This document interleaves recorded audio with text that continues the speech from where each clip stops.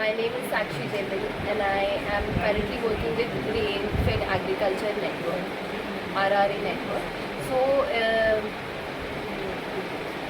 I'm Kavya. I am also working with the Revitalizing Rain-Fed Agriculture Network, which is called RRN.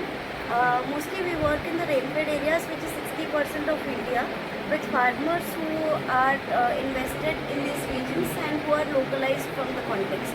Rain-fed areas, when we talk about it, it is not as simple as it is with agriculture with irrigated water sources. For rain-fed agriculture, the premise is that the farmers are able to grow crops only based on the rainfall in a particular year. That means there is only a seasonal access to water, which is why rain-fed areas are mostly sustaining over one crop production in the entire year. And there are some specific characteristics of rain-fed areas that we can talk about right now. so if you see, usually in rain-fed areas, soil quality is very poor, or the shallow soil. The land is also very undulated land. So you'll not. It's not the usual fertile soil that you'll expect in any other irrigated belt. Or access to market is also an issue because the quantities are also not that surplus quantities like paddy and wheat farmers.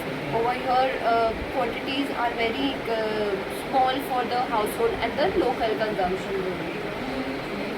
Then agriculture practices are also very different over there. So intensive agriculture practice whereby you're just trying to promote one monocrops and all, it increases the risk for farmers to survive, because if the crop fails, there's nothing for them to eat. Along with that, we are also talking about an undulated terrain, right? Because in rain-fed areas, like in normal plains or plateau regions where irrigation is still a feasibility, we do not have land structured in that particular way. So there are many slopes, because of which using mechanized tools that are now in the market, like tractor or all of these machineries, are not very useful for farmers in the region. That is why there is a heavy dependence on bullock, even if it is not for the preliminary ploughing, even if the farmers manage to do the... My question is particularly you are talking about only particular region or throughout the country? Throughout the country. This is a common thing that we have been observing in mountains and Deccan or in the Ghat region. Most of the places where there's dry land or arid zones, all of these places you will be able to see this sort of pattern. If you can look at the Indian map of the rain-fed areas, 60% of the region that we are talking about in India, which is primarily under agricultural activities, 60% is rain-fed. That means the reality of 60% of land and the farmers dependent on those resources, those lands, are also in this dire condition across states. It's not a particular context for Deccan. Like there are certain semi-arid areas in the Deccan region. There are semi-arid arid areas in the Himachal mountainous regions where there are cold deserts, there are arid deserts, and the fringe areas of arid and cold deserts again fall under the rain-fed region. Even the tri-junction of Rajasthan, Gujarat, Maharashtra, where there are Aravalli hills, over there as well you will see the similar pattern. In the Western Ghats and Eastern Ghats, you will see the similar thing, the undulated terrain. Also, the other important aspect that we wanted to highlight through this was public investment. So, if you see the sort of support system which is provided by the government is very much towards bringing support system for the irrigated farmers. Over here, the investment is not the kind of investment that probably the farmers want, and also it's very subsidy driven. It's not about building the support systems and taking the existing culture and improving and bringing in some more research in it. That sort of approach is not very much that we see in a lot of regions. So yeah, these are some of these issues of rain-fed areas. So how to overcome these issues? So like there are issues, there is diversity within the rain-fed landscape. Because the agriculture sector in India right now, when you look at it, there are 11 crops that are mainly concentrated on, which are all water intensive, which can never work in the rainfed area. That is why the public investment is a big lag for us. Because there is no crop that is suitable for this landscape, then the government support also ends there. It is not extended towards the rainfed areas because these are not the primary crops we have. So mostly we have crops like millet, which is climate resilient. She can talk about millet. So with millets, the thing is that millets are cultivated in mixed farming system where there are millets or some other cereals, pulses, oil. It is like intercropping system, no? Intercropping, you're following certain sort of agronomic Yes, practices. yes, but correct. when we're talking about mixed farming, there are some broadcasts also, there are some lanes as well. So, and also the duration of the crop is of 8 to 9 months, so that one time they sow and multiple times they get the harvest. So the food which is coming to the kitchen is for the longer season, longer duration in the whole year. So that sort of agriculture practices were traditionally practiced in a lot of places. So over here as well, if you focus, you will see these are some of these traditional practices: Hungary, Olio, gram mole. So these are some of these practices where mixed cropping is practiced, and these are documented in Rajasthan, Gujarat, Karnataka, Maharashtra, Jharkhand also, Kurva Kheti. So over here, these documents, these cropping systems were documented to understand that how it was cultivated. And then now we do want to bring in scientific fraternity to it, to bring them into it and see that if this is the viable model which they are practicing over the period of time, over the generations, then investment should be in supporting and strengthening that sort of system. And when we are doing that, what is the other ecosystem support services that we want to develop with us? We should be investing in it. That is in terms of the seeds. Seed is a major issue, and the hybrid seeds and all, they require a lot of inputs, which farmers cannot afford altogether, and it's not healthy for the soil also, looking at the soil quality over there. Then even the processing support system, like how to locally process the produce which is coming from the market. So if they are able to process it, then they'll be able to consume it as well. Nobody talks about the producer's nutrition. People talk about nutrition security overall, but the producer who's doing it is also need to be healthy, right? So in those lines, there is a lot of other investment, and then supporting local markets where there is accessibility to the kind of food they eat as well, bringing it into nutrition system as well, so that kids are not told to eat Kellogg's in their school and rather eat what is actually nutritious and is grown in that region as well. Like in Rajasthan, we saw in ICDs, kids are given powder milk, where their parents and their families are wearing camel. They drink camel milk, but they don't get access to camel milk altogether. So bringing in that food system altogether into their practice, as well as supporting the agricultural practices. And there are others as well. Yeah, I just want to add one thing, like when we were talking about the diversity, like if millet is the core of the activity, how it can be helping to resolve some of these issues. Because when we are talking about multi-seeding process, multi-cropping systems, so that will help in rejuvenating the poor soil that is already existing in the rainfed areas. Two, there will be access to the markets, because there is a collective effort by forming millet port groups at the village level, so that there is a streamlined process to make the product reach the market, right? And the other thing also is that it is a additional incentive for climate risk. If you have one crop and one crop has a loss, then the entire year there is no income. But when there is a mixed cropping process, even if there is an erratic climate condition in a certain year, there is still an added incentive, and there is a risk cover with the other products that we are able to get on the same farmland.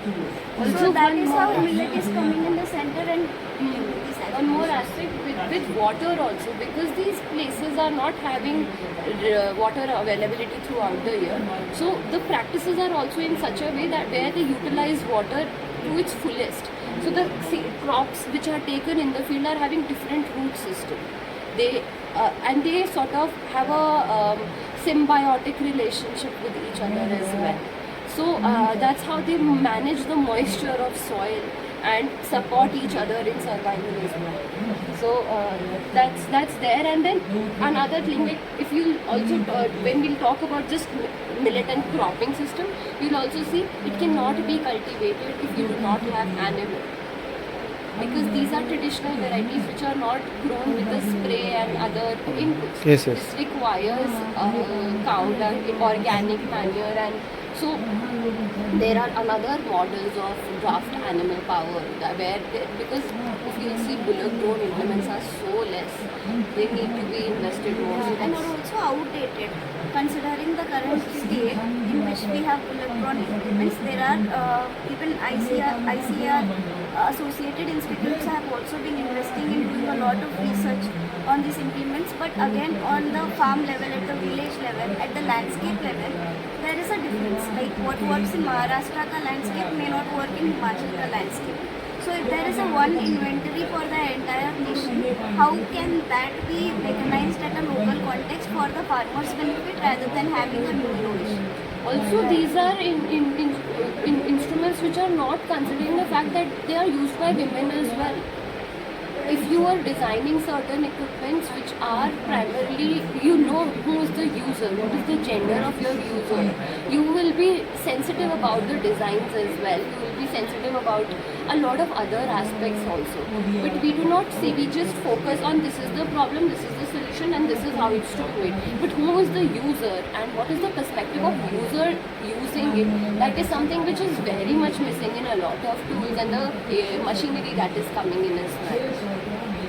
So what type of help especially farmers need from the Indian government? There are Especially who are cultivating the any other crop, not only rice or millets, whatever the crop they are cultivating, especially in the areas of rain-fed areas. So what type of help they need from the Indian government? there is a requirement for seed support, starting from seed in the market on every level. Not only the seed, the quality of the seed is also matter. The seed and how it is interacting with the climate on the farm. Yes. Because there has to be a local adaptable seed considering the climate change impact, which is progressing at a rapid rate, which hasn't been the case for the last 2000 years. The last 100 years, 200 years, in fact the 20-year period if you see, there is an erratic change. In that case, we need to have more seeds, develop more and conserve community-based seed systems, so that there is climate adaptability within the seed also. And for that, there is a requirement for government to provide facilitate services where this can be created. Like there are Raitu Vedikas, there should be initiatives taken from the government side to have these community-based seed banks which can be nurtured, and hands-on training also can be provided from the government, because there is a lot of research happening on this end on the government side also, but why is it not reaching the farm is an important question that needs to be addressed.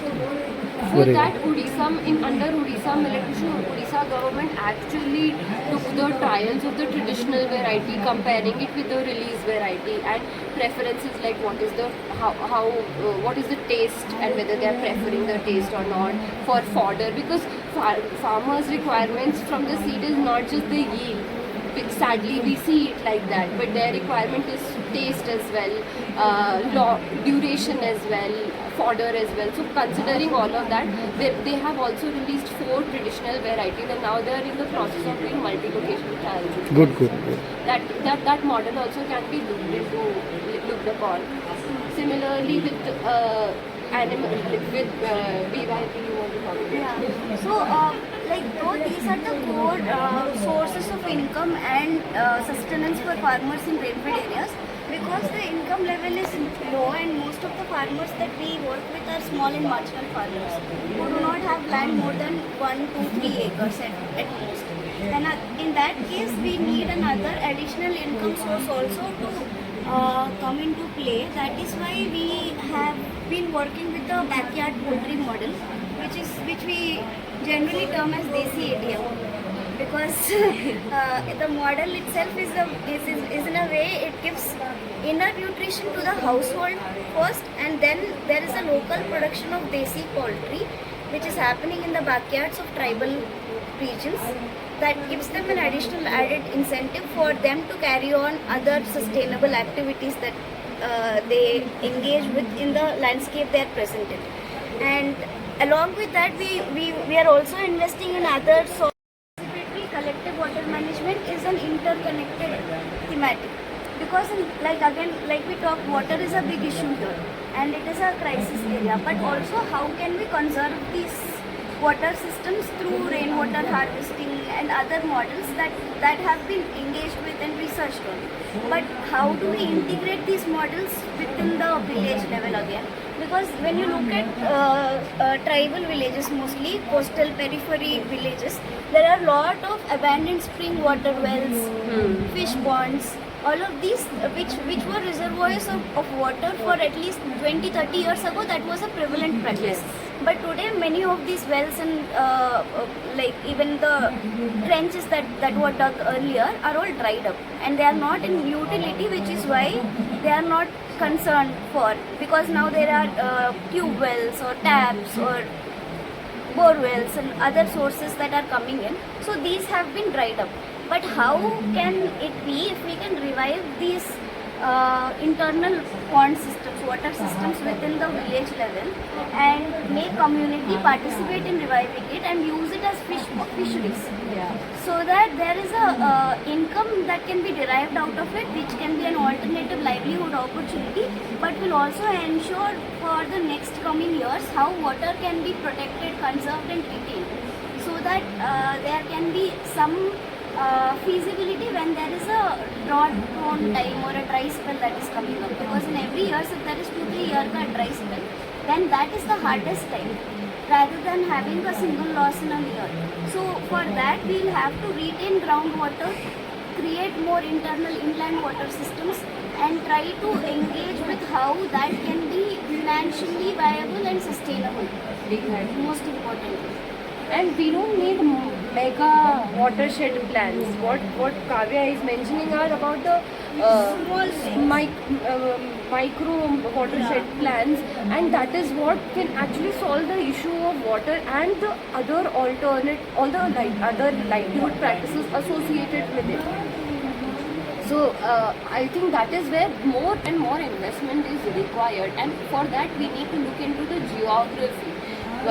Usually what we do is distribute bore wells and hand pumps. Probably that is not what is the solution. I think looking at the geography, understanding the topography, and then planning the watershed, doing the watershed planning over there is and then managing it through community. Because it's very critical for them, and they have been doing it for they have been having local governance model to manage all the natural resources. So that also needs to be recognized and strengthened as well. So what we all in all, if you'll see, we are saying that we need to recognize the existing system rather negating it, and then strengthening it and supporting it by instead of introducing something completely new. Because what we are saying is not something new or research. It's what there with the community. We've just interacted, and it's a collective knowledge of all the civil societies that the network has been engaged with, through where we've got all of this information. Okay. And you can also cover those 10 propositions. These 10 propositions are the base of all the model systems. Extensive livestock, rain-fed fishery, living soil, like there's a lot of life in soil. Then in rain-fed areas, there's also issue of access to credit. Crops and crop diversification, we spoke about it. Access to markets. So markets might be available for people, but then access to it is not there, because for 2 quintals, 5 quintals, farmer will not be covering 25-30 kilometers to sell. So there has to be approach towards making it more accessible. Then agronomic innovations, we spoke about that as well. And this all is to be supported and centered through the community institutions, where we are talking about FPOs, SCGs, village communities, water management communities, one panchayat, and many such local institutions who are already there in the process of managing their natural resources. Okay, thank you so much, Kavya. And your name? Sakshi. Thank you so much, both of you. Okay, maybe this information is more helpful for the agriculture student and the farming community of India also, I think. Thanks for your valuable Thanks a lot. information.